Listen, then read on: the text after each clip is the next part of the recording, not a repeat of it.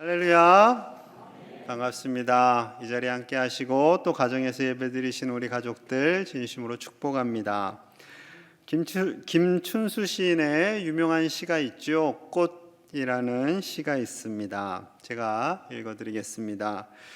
내가 그의 이름을 불러주기 전에는 그는 다만 하나의 몸짓에 지나지 않았다. 내가 그의 이름을 불러주었을 때 그는 나에게로 와서 꽃이 되었다. 내가 그의 이름을 불러준 것처럼 나는 이 빛깔과 향기에 알맞은 누가 나의 이름을 불러다오.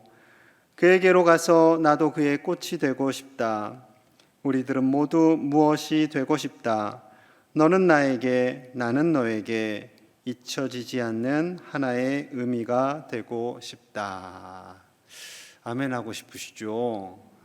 참 정말 읽을 때마다 감동을 주는 대단한 시입니다. 이 시를 읽다 보면 우리 주변에 하나님께서 주신 사람들이 얼마나 소중한가, 가족 그리고 믿음의 동역자들, 그들의 이름을 부르면서 교제할 수 있다라는 것이 얼마나 큰 복인가를 깨닫게 됩니다. 이를 하나님의 관점에서 보면요, 하나님이 우리의 이름을 아시는 거예요. 우리의 이름 한 사람 한 사람을 불러주시고 기억하시고 그 이름을 기뻐하시며 즐거워하시는 하나님이 우리의 아버지 되시고 신랑 되셔서 우리와 교제하시고 우리를 사랑하시는 그 풍성한 은혜를 경험할 수 있다라는 거죠. 또한 반대로요, 우리가 하나님의 이름을 부르기를 원하세요. 하나님의 그 존귀하신 이름을 부르고 높여드리고 하나님께 영광과 존귀를 올려드리기를 기뻐하십니다. 그래서 세 번째 계명을 주신 거예요. 자, 우리 7절 말씀 함께 봅니다. 시작. 너는 내 하나님 여호와의 이름을 망령되게 부르지 말라. 여호와는 그의 이름을 망령되게 부르는 자를 죄 없다 하지 아니하리라. 아멘. 하나님의 이름을, 그 귀한 이름을 함부로 망령되이 부르지 말아라. 그의 이름을 모욕하지 말아라. 그리하면 하나님께서 그것에 대해서 책임을 물으시겠다라는 거예요.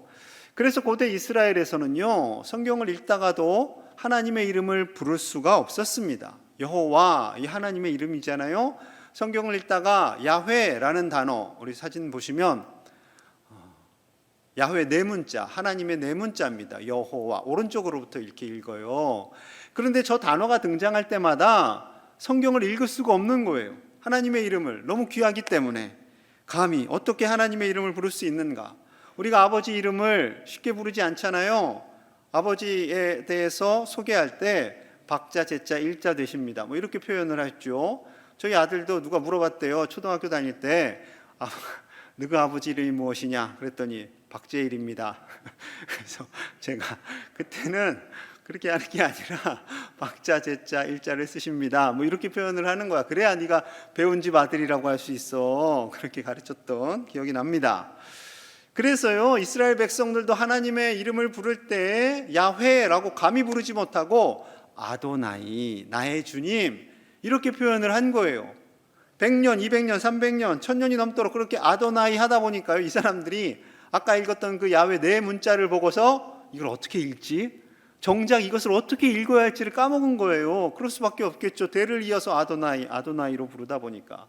나중에 학자들이 이 발음을 다시 되찾는 연구를 하여서 야훼라고 부르게 되었다고 합니다.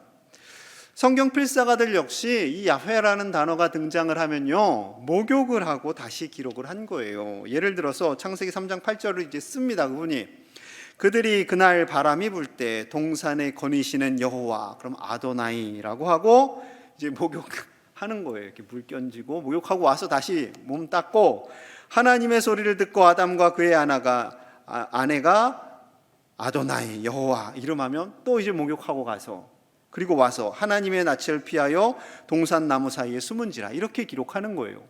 그러니까 성경을 기록할 때 그 마음가짐이 얼마나 거룩하고 무거움과 경건함을 가지고 있었겠습니까? 하나님의 이름을 높이는데 힘을 다한 거죠. 심지어 하나님께서 이렇게도 말씀을 하셨어요. 레위기 24장 16절입니다. 여호와의 이름을 모독하면 그를 반드시 죽일지니 온 회중이 돌로 그를 칠 것이니라. 거류민이든지 본토인이든지 여호와의 이름을 모독하면 그를 죽일지니라. 무섭죠. 하나님의 이름을 모독하면 돌로 치라 말씀되어 있습니다. 이스라엘 백성이든지 외국인이든지 돌로 쳐서 보내야 되는 거예요. 그만큼 하나님의 이름을 함부로 부르지 말아라 말씀하시는 거죠. 요즘 미국 영화 보면 하나님, 예수님 이름에 대해서 막 함부로 진짜 욕할 때 감히 하나님의 이름을 욕으로 써요. 배우들 만약에 그 시대 관점으로 하면 많이들 살아남지 못할 것 같습니다. 자, 이런 상황 속에서 블레셋 군대가 쳐들어와요. 골리앗이 3m 거구의 골리앗이 하나님의 이름을 모욕하면서 이스라엘을 경멸하는 발언들을 합니다. 그런데 아무도 두려워서요, 막상 나가서 싸울 수 있는 사람이 없는 거예요. 그때 우연히 형들에게 도시락을 배달하러 온 이 다윗이 그 골리앗의 소리를 듣고요, 화가 치밀어서 도저히 가만히 있을 수가 없습니다. 어떻게 저 골리앗이 저렇게 외치는데 가만히 있는가? 율법대로 하면 돌로 던져서 그 골리앗을 보내야 되는 거예요. 그런데 다들 부들부들 떨고 있습니다. 이때 다윗이 나가서 골리앗에게 당당하게 외치는 거예요. 사무엘상 17장 45절입니다.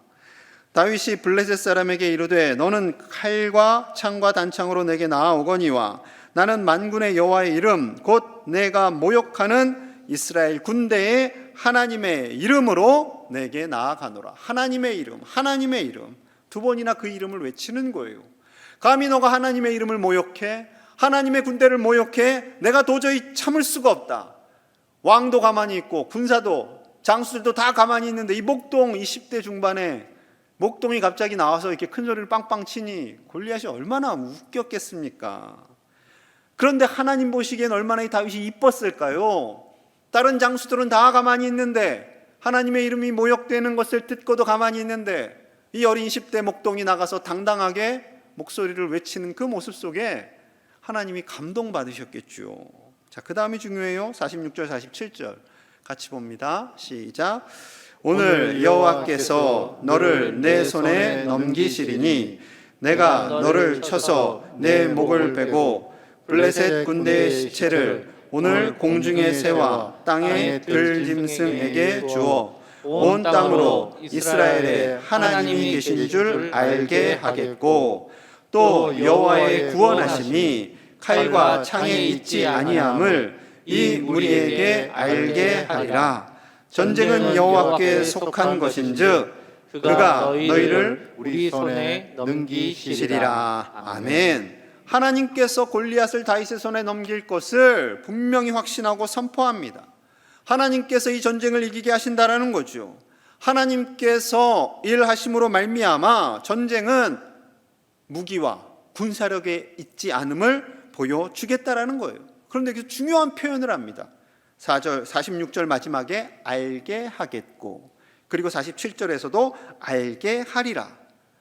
누가 하나님이 전쟁에서 이기게 하심을 알게 한다고요? 다윗을 통해서. 다윗이 골리앗을 쓰러뜨림으로 말미암아 하나님이 계심을 알게 하겠다는 겁니다. 다윗이 하나님을 높일 때에 저 이방인들이 골리앗 장수가 하나님을 알게 되겠다라는 거죠. 그러니 하나님을 하나님으로 알게 하는 도구가 누구예요? 우리라는 거죠. 우리 그리스도인들, 하나님의 자녀들이 하나님을 드러낼 때 세상 사람들이 하나님을 알게 되는 거예요.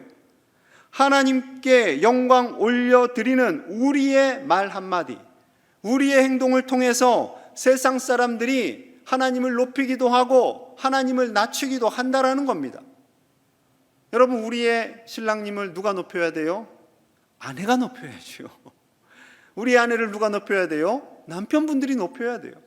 우리 교회를 누가 존귀하게 여겨야 돼요? 우리가 존귀하다 하며 고백을 해야 합니다. 우리가 우리의 가족, 우리 교회, 이 나라를 높일 때에 다른 사람들이 우리의 가족, 우리 교회를 존귀 여길 수 있게 된다라는 거죠. 예수님께서요, 주기도를 가르쳐 주세요. 그때 첫 번째 기도가 무엇인지 보도록 합니다. 마태복음 6장 9절이에요. 그러므로 너희는 이렇게 기도하라. 하늘에 계신 우리 아버지여, 이름이 거룩히 여김을 받으시오며, 하나님의 이름이 거룩히 여김을 받으시오며, 하나님의 이름이 높임을 받으시오며, 하나님의 이름이 영광을 받으시오며, 이것이 첫 번째 주기도의 내용인 것이지요. 3계명과 동일합니다.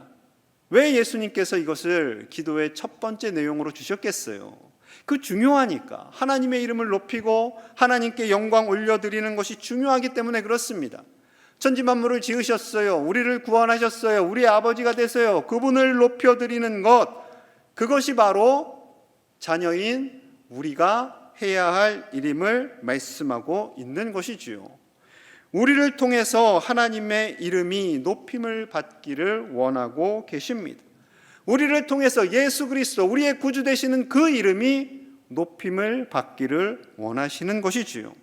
그렇다면 어떻게 해야 하나님의 이름이 영광을 받을까요? 우리가 어떻게 하나님의 이름을 높여드릴 수 있을까요? 첫째는요, 최고의 예배를 드리는 겁니다. 역대상 16장 28절 29절입니다. 함께 볼게요. 시작. 여러 나라의 종족들아, 영광과 권능을 여호와께 돌릴지어다. 여호와께 돌릴지어다.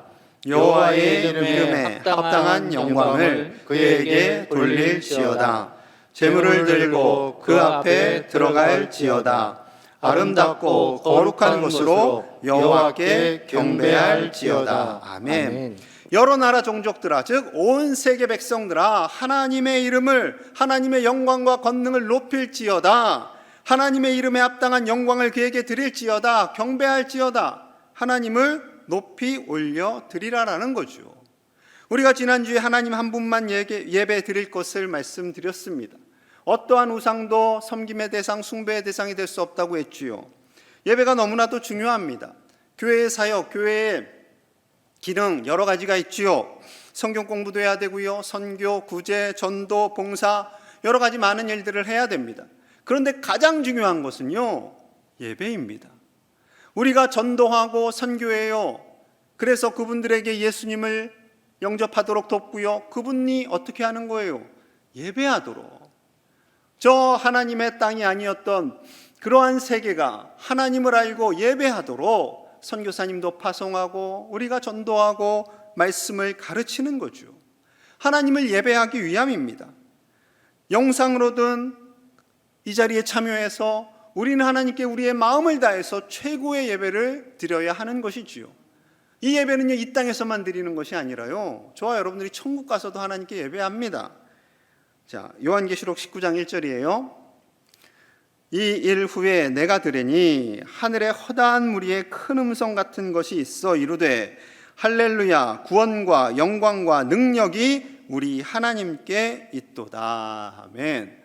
하늘에 허다한 무리의 큰 음성. 천국에 갔더니 천국 백성들이요, 큰 음성으로 하나님께 영광 올려드리는 거예요. 할렐루야, 구원과 영광과 능력이 우리 하나님께 있도다 하면서 힘을 다해 하나님을 예배하는 거죠.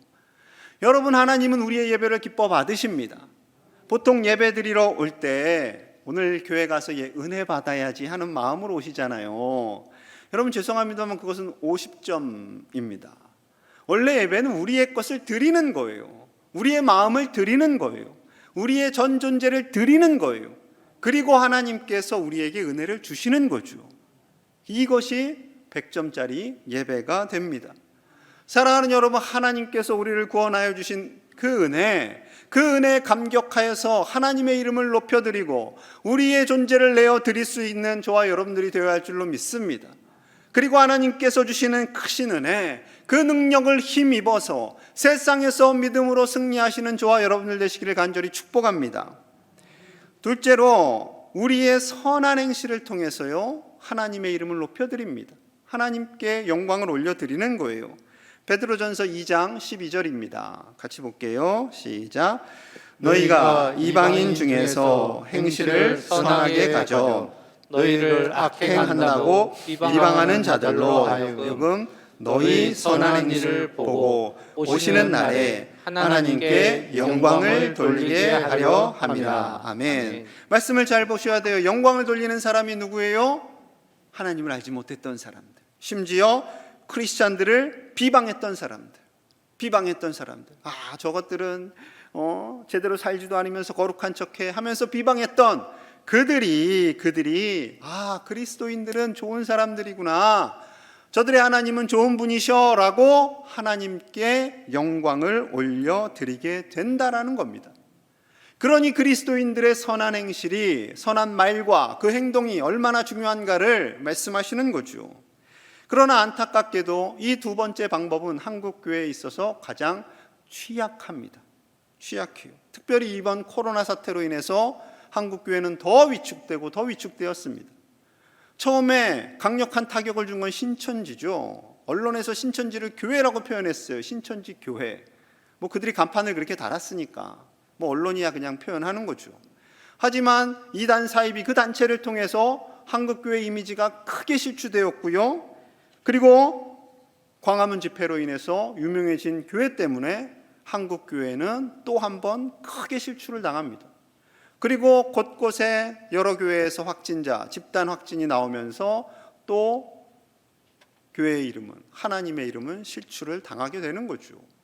여러분, 우리의 행동 하나하나가 세상에 알려질 때 좋게 알려지면 하나님의 영광이 드러나요. 그러나 안 좋게 알려질 경우에는 하나님의 이름이 실추를, 모욕을 당하는 거죠. 그런데 언론을 통해서는 대부분 기독교에 대해서는 안 좋은 이야기가 많이 나옵니다. 요즘 부동산 개발 회사 때문에 이제 나라가 들썩들썩하지요. 정신이 없습니다. 이제 그 핵심 수사 대상인 어느 변호사 가족이 미국으로 도피를 했다는 뉴스가 나왔어요. 기자가 따라갔어요. 그 살던 집에 이제 노크도 해보고, 당연히 사람은 없죠. 그런데 그 가족이 다녔던 교회가 이제 나와요. 교회에서 얼마 전까지 활동을 했고, 그 교회 주보에 이제 명단도 이제 나오고, 교회를 이렇게 다녔으나 지금은 교회를 다니지 않습니다. 그럼 그 뉴스를 보는 저는 또 식은땀이 반짝반짝 나는 거죠.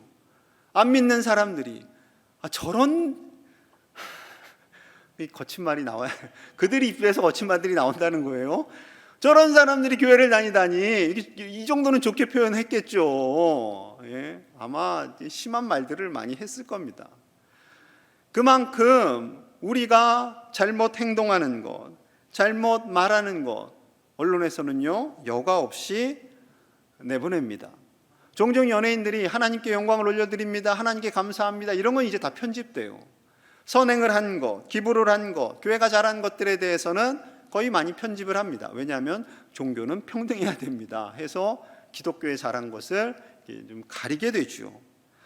여러분, 교회가 선한 일을 아무리 해도 세상이 알아주지 않고 언론에서 알아주지 않는다고 한들, 그렇다고 한들 우리가 선한 일들을 하지 말아야 할까요? 그렇지 않습니다. 여러분, 세상이 인정해주지 않을 때 우리는 더 해야 하는 거예요. 더 선하게, 더 언어와 행동에 있어서 예수님을 닮아가는 모습으로 그리스도인들이 살아야 합니다. 저와 여러분들의 언행을 통해서, 저와 여러분들의 얼굴을 통해서 하나님의 얼굴이 드러난다니까요. 그러니까 그리스도인들의 얼굴에는요 인상 쓰기보다는 좀 선하게 웃으셔야 돼요. 사람들이 나를 보면 좀 무서워해 하는 분들은요 거울 보고 좀 연습하세요. 내 얼굴에 예수님의 얼굴이 드러나야 돼요. 그리고 언어 역시 다 모든 것에 있어서 우리 주님이 드러날 수 있도록 우리는요 조심하고 또 조심해야 됩니다.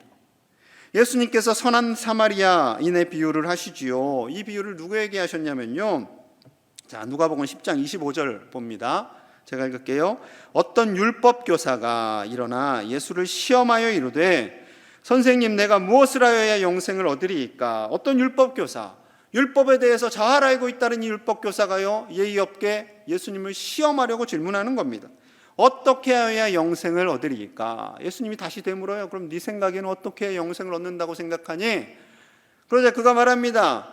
하나님을 마음과 목숨과 힘과 뜻을 다해 사랑하고요, 이웃을 제 자신처럼 사랑해야 저는 구원을 얻는다고 생각합니다 라는 말 속에는요 저는 그렇게 살았습니다 라는 것을 포함하고 있는 거예요. 그런데 예수님께서 그의 마음을 정확하게 아시죠. 그가 생각하는 이웃이라는 것은요 지극히 범위가 좁습니다. 좁아요. 그래서요, 예수님께서 선한 사마리아인의 비유를 드시는 거예요. 어떤 사람이 예루살렘에서 여리고로 내려가다가 강도를 만납니다. 거의 죽을 위기예요. 옛날부터요, 저 예루살렘에서 여리고까지 큰 도시였잖아요. 오고 갈 때 강도들이 저 길에 숨어 있다가 많은 사람들을 상하게 했다고 합니다. 그러니 예수님이 이 말씀을 하실 때 사람들은 거부하지 않고 잘 흡수하면서 듣는 거죠. 자, 31절 32절입니다. 마침 한 제사장이 그 길로 내려가다가 그를 보고 피하여 지나가고, 또 이와 같이 한 레위인도 그곳에 이르러 그를 보고 피하여 지나가되, 마침 한 제사장이 그 죽어가는 사람을 보고요, 도와주지 않고 피해갑니다. 레위인도 마찬가지예요. 이 말씀을 볼 때마다 저는 긴장되는 거죠. 오늘날의 목사님과 같은 사람들인데, 거룩하다고 하는 사람들인데, 성전에서 말씀을 가르치고 예배를 집례하는 사람들인데, 이 사람들이 고통받는 그 사람을 보고 그냥 지나친 거예요. 그런데 사마리아인은 달랐습니다. 33절에서 35절이에요. 우리 함께 볼게요. 시작.